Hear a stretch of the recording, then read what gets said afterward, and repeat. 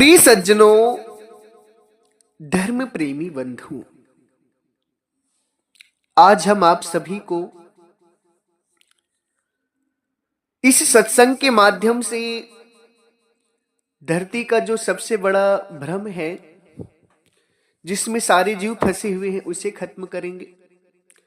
आज हम यह बताएंगे कि आपके जीवन का जो कल्याण है, आपके जीवन का कल्याण कैसे होगा, पुण्य करने से होगा या परमार्थ करने से।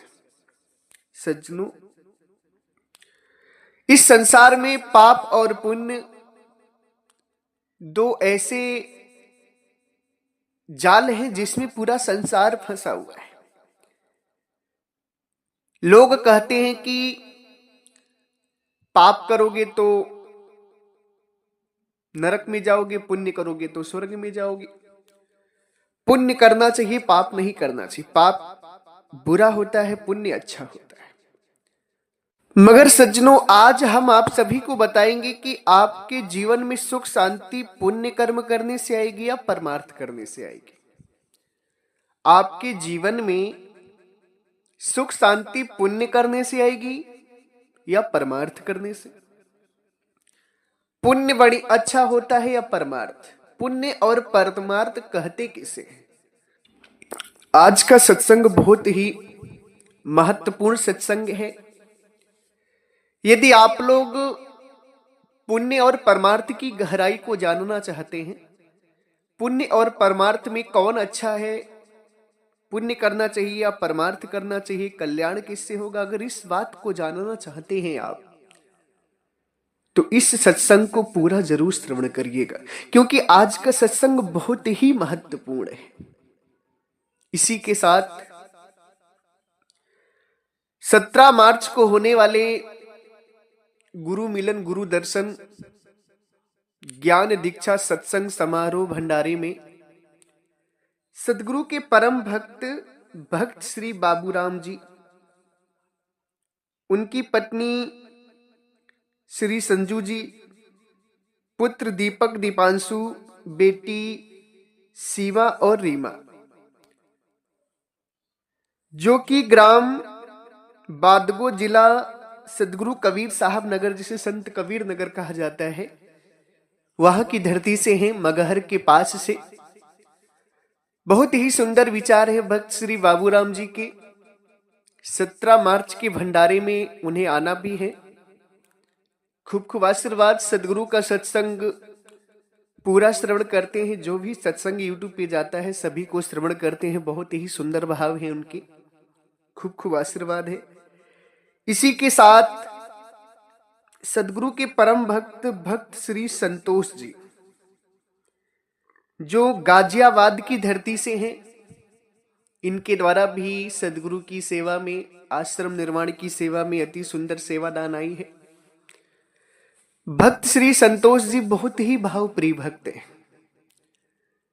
जब भी परमात्मा प्रेम की बात होती है, प्रभु मिलन की बात होती है, तो अश्रु की धारा उनकी आंखों से निकलती है। कभी भी फोन पर प्रभु मिलन के अलावा कोई दूसरी चर्चा नहीं करते।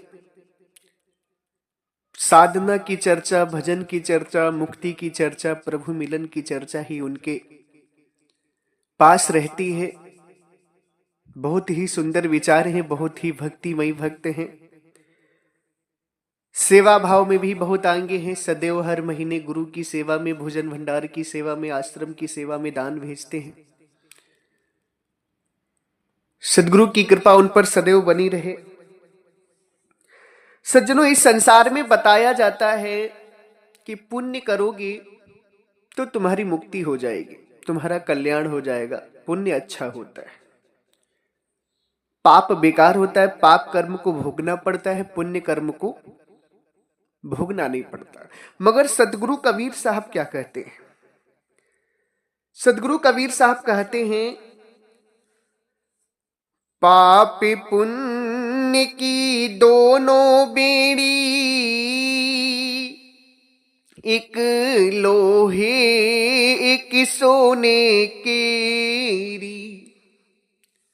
सदगुरु कहते हैं, संसार के जीवों, जो तुम यह सोचते हो कि पुण्य कर्म करने से बच जाओगे, पाप कर्म करने से दुख पाओगे, तो ऐसा नहीं है। सदगुरु कहते हैं पाप और पुण्य दोनों ही बेड़ी है, एक लोहे की है और एक सोने की है। बंधन दोनों से ही है। बेड़ी का मतलब होता है जंजीर। बेड़ी का मतलब होता है जंजीर, जिससे लोगों को बंधक बनाया जाता है।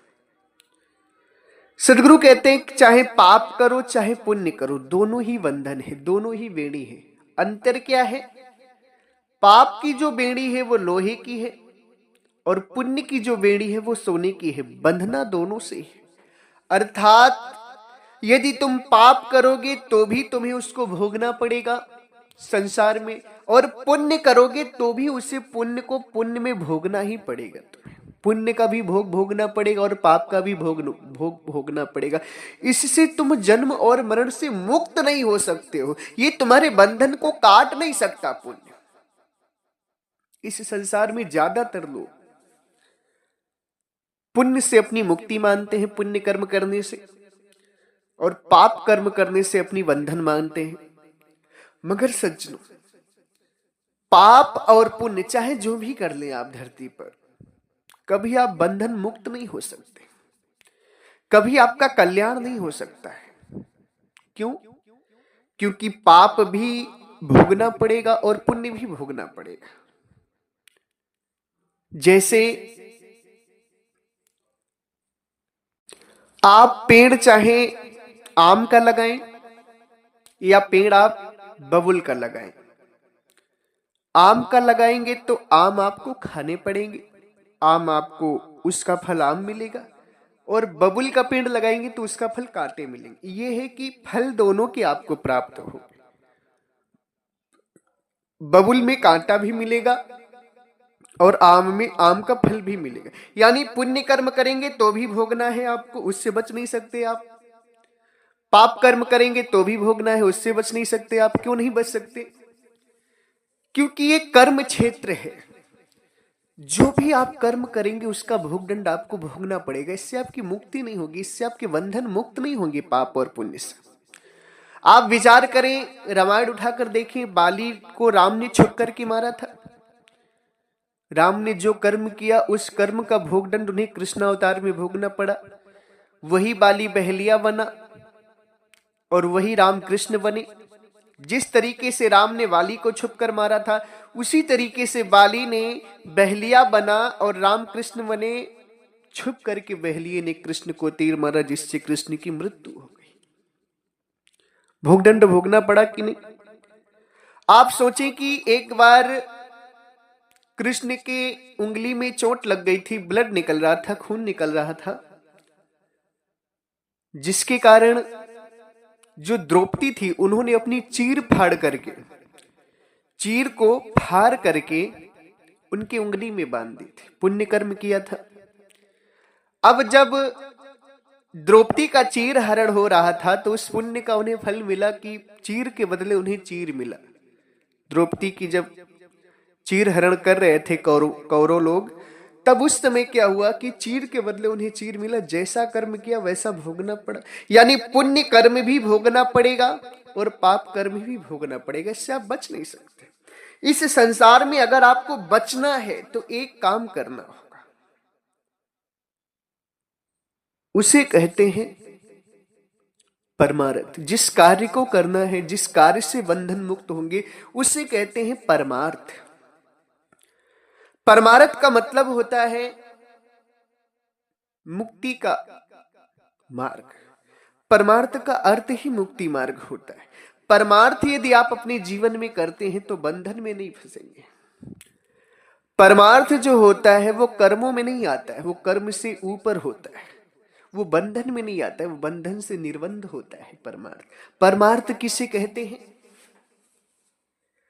परमार्थ कहते हैं जो परमात्मा का ज्ञान है, जो परमात्मा के विचार हैं, जो प्रभु के विचार हैं, उन विचारों के अंतर्गत किया गया कार्य परमार्थ में आता है।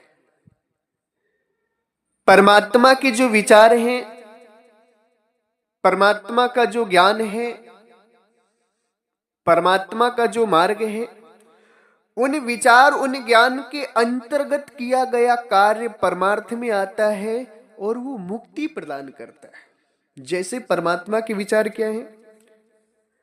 प्रभु इस संसार में, परमात्मा इस संसार में ज्ञान का प्रचार करने आते हैं, जीवों को अंधकार से प्रकाश की तरफ ले जाते हैं, जन्म मरण से छूटने का ज्ञान देते हैं, मुक्त होने का ज्ञान देते हैं, जन जन तक अपना ज्ञान परमात्मा मुक्ति का देते हैं। अब उस ज्ञान को परमात्मा देकर चले जाते हैं, तो हम सभी को क्या करना है? परमार्थ की मैं कार्य बता रहा हूं। अब परमार्थ वहीं से शुरू होता है। प्रभु के ज्ञान को, परमात्मा के ज्ञान को जन जन तक पहुंचाना, ये परमार्थ होता है। परमात्मा के ज्ञान को जन जन तक पहुंचाना, परमात्मा के ज्ञान से जीवों को जगाना, उनको अज्ञानता से ज्ञान की तरफ ले आना, यानी भक्ति मार्ग में अग्रसर करना, भक्ति मार्ग में ले आना परमार्थ का कार्य होता है, प्रभु का विचार होता है। और जो कोई इस परमार्थ को करता है वो मुक्ति का भागी बनता है, वो बंधन में नहीं बनता है, उसकी मुक्ति होती। सदगुरु कबीर साहब इस बात को कहते हैं, परमारथ हरि रूप है, करो सदा मन लाए, पर उपकारो जीव जो सबसे मिलते धाए। सदगुरु कहते परमार्थ हरि रूप है। हरि रूप का मतलब होता है परमार्थ, प्रभु के विचार को ही परमार्थ कहते हैं। प्रभु का विचार है भक्ति करो, प्रभु का विचार है संत गुरुजनों की सेवा करो। प्रभु का विचार क्या कहता है कि सत्संग का आयोजन कराओ, भंडारे का आयोजन कराओ, संत गुरुजनों की सेवा करो, सत्संग को श्रवण करो और भक्ति करो, ज्ञान का प्रचार करो। इन कार्यों को परमार्थ कहा जाता है। और ये जो कार्य है वो आपके बंधन में नहीं बांधते, आपको बंधन मुक्त करते हैं। अपने जीवन में कम से कम एक सत्संग का आयोजन जरूर कराना चाहिए, संतों का समागम जरूर कराना चाहिए। ये एक बहुत बड़ा परमार्थ है, इसमें सारे कार्य हो जाते हैं। संत गुरुजनों का आपके गृह में आगमन भी हो जाता है, अन्य जो जीव हैं वो आपके माध्यम से सत्संग भी श्रवण कर लेते हैं, साथ ही साथ परमात्मा के ज्ञान का प्रचार भी हो जाता है आपके माध्यम से। संत गुरुजनों के आने से धरती भी पवित्र हो जाती है आपके माध्यम से। ये बहुत ही बड़ा परमार्थ का कार्य होता है। संत गुरुजनों को अपने दरबार पे बुलाना और सत्संग भंडारे का आयोजन कराना बहुत ही बड़ा परमार्थ होता है। और ये प्रभु के विचार है।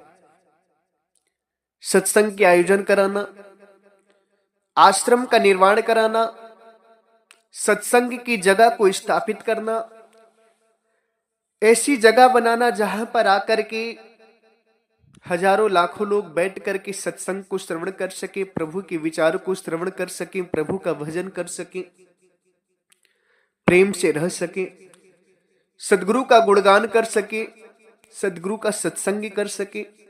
इन जगहों को बनवाना, इनमें दान देना, ये भी परमार्थ में आता है।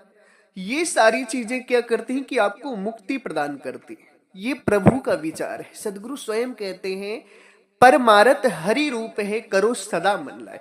परमार्थ जो है वो हरि का विचार होता है, उसे सदैव मन लगाकर करना चाहिए। परमार्थ में कभी पीछे नहीं हटना चाहिए। क्यों? क्योंकि परमार्थ जो है वो प्रभु का रूप है, प्रभु का विचार है। हरि यानी प्रभु, और उनके विचार है संतों की सेवा करो, सत्संग श्रवण करो, ज्ञान का प्रचार करो, भक्ति करो, सत्संग के आयोजन करवाओ। ये परमात्मा के विचार है और यही परमार्थ है। जो ज्ञान आपको मिला है उस ज्ञान को अपने तक सीमित ना रखें, दूसरे को भी बांटे, दूसरे को भी जगाए, दूसरे को भी ज्ञान मिले आपसे। आप माध्यम बन जाएं, 10 लोगों को, 20 लोगों को, 100 लोगों को, जितनी आपकी क्षमता है 500 लोगों को सत्संग श्रवण कराने के माध्यम बन जाएं। ये बहुत बड़ा परमार्थ है। इस जीवन में जितने भी कार्य आप करेंगे सब दुख देंगे, मगर भक्ति का कार्य, सेवा का कार्य, सत्संग का कार्य, आश्रम निर्माण का कार्य, ज्ञान प्रचार का कार्य, ये सब बंधन मुक्त करने वाले कार्य हैं। ये प्रभु के विचार है। इसे परमारथ कहते हैं। परमारथ हरि रूप है, करो सदा मन लाए। सदगुरु परमात्मा कहते हैं। सदगुरु कहते हैं कि परमारथ पाको रतन, कबहु न दीजे पीठ। परिमारथ पाको रतन, कबहु न दीजे पीठ। स्वार्थ से भल फूल है, कली अपूठी पीठ। सदगुरु कहते हैं परमारथ पक्का रत्न है, इससे कभी पीठ नहीं देना चाहिए। पुण्य और पाप दोनों को त्याग करके सदैव परमार्थ में अपना ध्यान लगाएं, क्योंकि परमार्थ जो है वो करने के बाद जीव बंधन में नहीं बनता है, भोग दंड में नहीं जाता है। आपके पिछले जो भी पाप कर्म है, जो भी भोग दंड है, यदि आप परमार्थ करते हैं तो सारे भोग दंड नष्ट हो जाते हैं आपके। जो पाप कर्म के खास करके भोग दंड मिलते हैं, जो आपने जाने अनजाने पाप किए हैं, पाप कर्म हो गए हैं आपसे, उसका जो भोग दंड बनता है, जो प्रायश्चित मिलता है, जो फल मिलता है, यदि आप सत्संग का आयोजन कराते हैं, परमार्थ करते हैं, प्रभु ज्ञान का प्रचार करते हैं, संत गुरुजनों की सेवा करते हैं, तो वो पाप कर्म सारे नष्ट हो जाते हैं आपके। सदगुरु कबीर साहब कहते हैं, एक घड़ी आधी घड़ी, आधी में पुनियाद, कबीर दर्शन साधु के कटे कोटि अपराध। एक घड़ी, आधी घड़ी और उससे भी आधी घड़ी अगर आप साधु का दर्शन करते हैं, संत का समागम करते हैं, संत का सत्संग श्रवण करते हैं, तो आपके करोड़ों अपराध कट जाते हैं। ये मैं नहीं कह रहा हूं, ये स्वयं परमात्मा कह रहे हैं। और परमात्मा की वाणी अकाट्य होती, उनकी वाणी को धरती पर कोई पलटने वाला नहीं, फेल करने वाला नहीं। यदि आप संत का समागम कराते हैं, संत का दर्शन करते हैं, संत का सत्संग श्रवण करते हैं, तो करोड़ों अपराध आपके क्षमा हो जाते, कट जाते, नष्ट हो जाते। क्यों नष्ट होते? क्योंकि आप प्रभु विचार से कार्य कर रहे हैं, जिसे परमार्थ कहते हैं। और जो जीवन में परमार्थ करता है, उसकी मुक्ति में संदेह नहीं होता है, उसे परमात्मा स्वयं ले जाते हैं। इसलिए भक्ति भी करो, भक्ति के साथ साथ परमार्थ भी करो। पाप और पुण्य में मत फंसो, क्योंकि पाप और पुण्य दोनों जाल है। सदगुरु कबीर साहब कहते हैं, तीन लोक भव पिंजरा, पाप पुण्य दो जाल, सकल जीव सावज भय एक अहेरी काल। ये संसार तीन लोक पिंजड़ा है, इसमें पाप और पुण्य ये दोनों जाल हैं, जिसमें पूरा संसार फंसा हुआ है। सारे जीव, सकल जीव सावज भय एक अहेरी काल। यही पाप और पुण्य में फंस करके पूरा संसार ना काल का भोजन बना हुआ है। जन्म मरण में जा रहे, 84 में जा रहे। क्यों? क्योंकि संसार में पाप और पुण्य रूपी ऐसे दो जाल बना दिए गए हैं, जिसमें पूरा संसार फंसा है। पाप से छूटता है, पुण्य में फंस जाता है। मगर आपको पाप और पुण्य से ऊपर जो कार्य होता है, जिसे परमार्थ कैसे हैं, जिस कार्य को करने के बाद जीव बंधन में नहीं बंधता, उस कार्य को करना है आपको। क्या? परमार्थ। सदगुरु कहते हैं, परमार्थ हरि रूप है, करो सदा मन लाए। परमार्थ प्रभु रूप है, यानी प्रभु का ही विचार परमार्थ है। उनके विचार को जन जन तक पहुंचाना, उनके विचार से संत गुरुजनों की सेवा करना, उनके विचार से सत्संग भंडारे का आयोजन कराना, उनके ज्ञान का प्रचार करना, भक्ति करना, भजन करना, ये परमार्थ होता है। और जो इस कार्य को कर लेता है उसकी मुक्ति में संदेह नहीं होता है। फिर मुक्ति उसके पीछे पीछे भागती है। इसलिए सदगुरु की प्यारी साध संगत जी, आज से अपने जीवन का लक्ष्य बना लीजिए कि आपको अपने जीवन में परमार्थ करना है, सदगुरु के ज्ञान का प्रचार करना है, जीवों को जगाना है, सत्संग के आयोजन कराना है, भंडारा करवाना है, संत गुरुजनों का सत्संग करवाना है, जीवों को चिताना है, जगाना है, भटके हुए लोगों को रास्ते पर लाना है, प्रभु के ज्ञान को जन जन तक पहुंचाना है।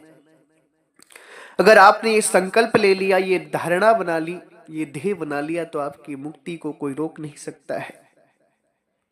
इसी के साथ हम अपनी वाणी को विराम देते हैं। जितना भी हो सके ज्यादा से ज्यादा इस सत्संग को आप सभी शेयर करें, लोगों को सुनाएं। अगर कहीं 4 लोग बैठ करके फालतू की चर्चा कर रहे हैं तो वहां पर जाकर सत्संग सुनाएं, लोगों को मोबाइल पर लगा दें, लोग सुने। अगर आपके पास डेग है, साउंड है, तो साउंड में सत्संग लगा दें ताकि अगल बगल वाले लोग भी सुने। जो आपके रिश्तेदार हैं, नेमी प्रेमी हैं, आपके दोस्त हैं, मित्र हैं, बिहवारी हैं, पास पड़ोस के लोग हैं, सब पर सत्संग को भेजें। जितने भी ग्रुपों में आप जुड़े हैं, ग्रुपों में सत्संग को भेजें। जितना हो सके ज्यादा से ज्यादा परमार्थ कमाएं अपने जीवन में। और आप सभी लोगों को परमात्मा की प्राप्ति हेतु जो अधर निराधार की साधना जिनको भी चाहिए, सभी लोग 17 मार्च को गाजीपुर की धरा पर गुरु मिलन, ज्ञान दीक्षा, संत समागम, सद्ज्ञान भंडारे का आयोजन रखा गया, उसमें जरूर पधारें। सभी का हृदय से स्वागत एवं अभिनंदन है। आपका भंडारा है, आपका आश्रम है, भंडारे में आए, सदगुरु का प्यारा सत्संग श्रवण करें, सदगुरु की कृपा के पात्र बने, सेवा करें, परमार्थी के भागी बने, परमार्थ कमाएं। इसी के साथ हमारे आश्रम से 5 ग्रंथ प्रकाशित हैं। आप सभी जिन भी संत महापुरुष भक्त हंस जनों को, श्रोतागणों को सदगुरु की प्यारी साध संगत को ग्रंथ चाहिए तो हमारे नंबर पे संपर्क कर लें। आप सभी को ग्रंथ सस्ते दामों में कोरियर के द्वारा पहुंचा दी जाएंगी। इसी के साथ एक बार प्रेम से बोलिए, सर्वव्यापक सर्वपूजनी परम पिता परमात्मा सदगुरु बंदी छोर कबीर साहिब को साहेब बंदगी साहेब।